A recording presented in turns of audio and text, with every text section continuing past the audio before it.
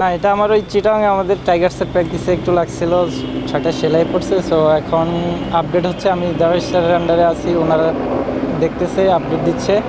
আর 10 তারিখের মধ্যে সেলাইটা কাটবে, ইনশাল্লাহ আমি 13-14 তারিখের মধ্যে ব্যাটিং শুরু। মূলত আসলে এই টাইগার্সের ক্যাম্পটা করা হয়েছিল সামনে, যেহেতু পাকিস্তানের সাথে টেস্ট সিরিজ আছে, সেটাকে নিজেকে প্রস্তুত করা, আরও টেস্ট কিছু ক্রিকেটার আছে, সেখানে হঠাৎ করে ইনজুরিটা একটু হলেও কি সেই প্রস্তুতিতে বাধা ক্রিয়েট করলো কিনা?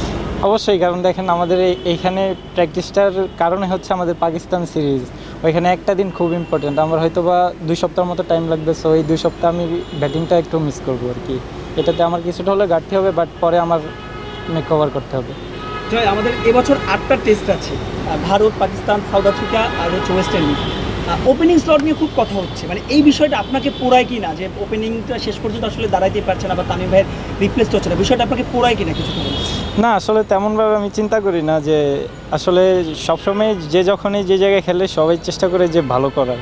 সো দেখা যায় এখন ইনজুরি, তারপর খারাপ পারফরমেন্স হতেই পারে, এটা তো নিজের হাতে থাকে না। সো সবসময় চেষ্টা করি যে যখনই সুযোগ পাই কাজ লাগানো। জয়, মানে একটা ব্যাপার প্রায় শুনি যে ক্রিকেটাররা চেষ্টা করে, চেষ্টা নিয়ে কারো কোনো অবজেকশন নেই, কিন্তু কথা হচ্ছে যে পারফরমেন্সের কথা যদি দেখি, যে আসলে যেমনটা প্রত্যাশিত থাকে তেমনটা হয় না। আপনার কথাই যদি বলি, লাস্ট আপনি 13টার মতো টেস্ট খেলেছেন, মানে আপনার পারফরমেন্স এখনও অ্যাভারেজ হচ্ছে 25, লাস্ট 7টা ইনিংসে কোনো 50 নেই, আপনার ক্যারিয়ারে 6টা শূন্য আছে কিন্তু 6টা 50 নেই। মানে এই জিনিসগুলো আপনি একটু কি চিন্তা করেন না যে কীভাবে একটু পারফরমেন্সটাকে বেটার করা যায়, কিংবা অন্যান্য দেশে যেরকম আমরা দেখি যে একেবারে রেডি হয়ে টেস্টটা খেলতে আসে, সেভাবে পারফর্মও করে শুরু থেকেই, এই জিনিসটা একটু আমরা পিছিয়ে আছি কিনা?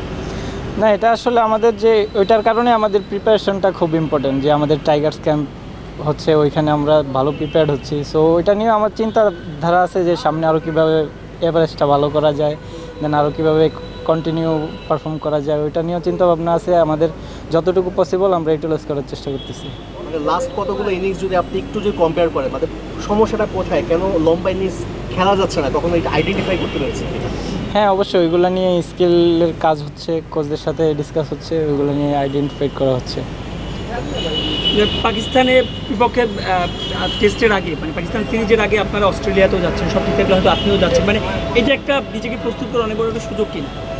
অবশ্যই, কারণ দেখেন ওইখানে পাকিস্তানের টিম যাচ্ছে, মনে হয় ওদের সাথে আমাদের খেলা। সো ওদের সাথে যদি আমি পারফর্ম করতে পারি তাহলে আমার কনফিডেন্টটা ভালো থাকবে, দেন পাকিস্তান ওইটা ইউটিলাইজ করতে পারবো।